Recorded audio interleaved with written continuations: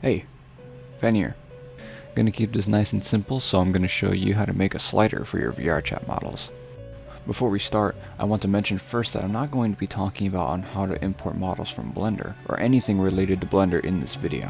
I will most likely make future videos on doing that for people who are getting started in their journey of avatar creation.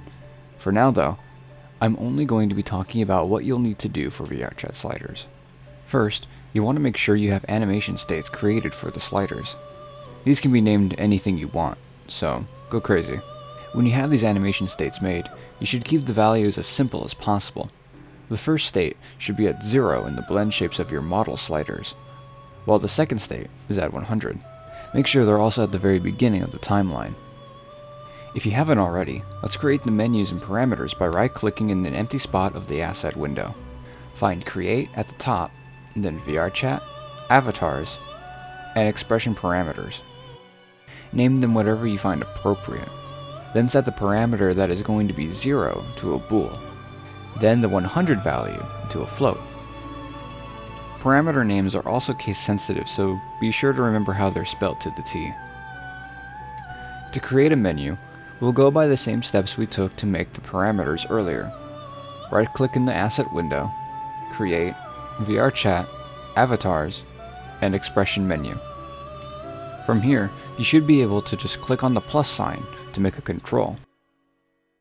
Name the control whatever you'd like, and set the control type to Radial Puppet. Assuming you already have an effects controller, we can now view it and set everything up for the slider to work. We want to name the parameters in the effects controller the same exact way they are for the parameters we made for the model itself. We also want to match the parameters by their types as well, being bool and float. Once that's done, click on the tab Layers next to Parameters and make a new layer. This can be named whatever you want, and make sure to set its weight to 1 after you made the layer. Now to make a blend tree. First, right-click in an empty space within the animator on the layer you have it set to, and go to Create State, then from New Blend Tree. Double-click on it to go inside the new state you created.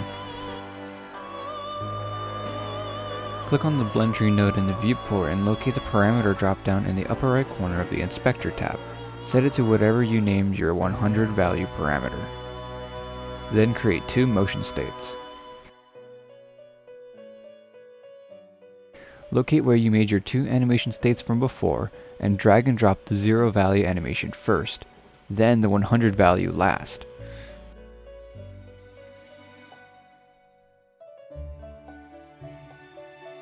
We're almost done with the process, as we now need to check on our menu for the sliders.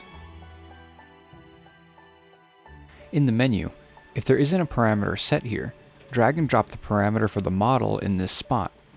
If there already is a parameter set, don't worry about this. We can now set the none values to what they need to be, the first one being the bool value, and the second one being the float value.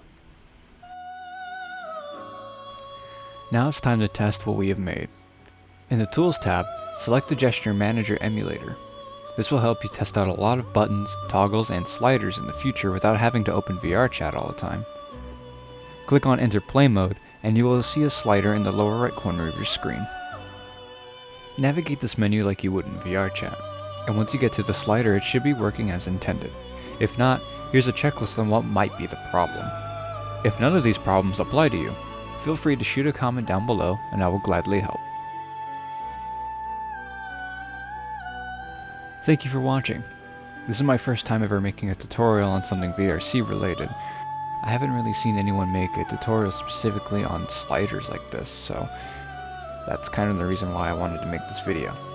I also have a Patreon down below in the description. I'm not sure if this is too early to mention for our first video, but it would be greatly appreciated if anybody can support me there.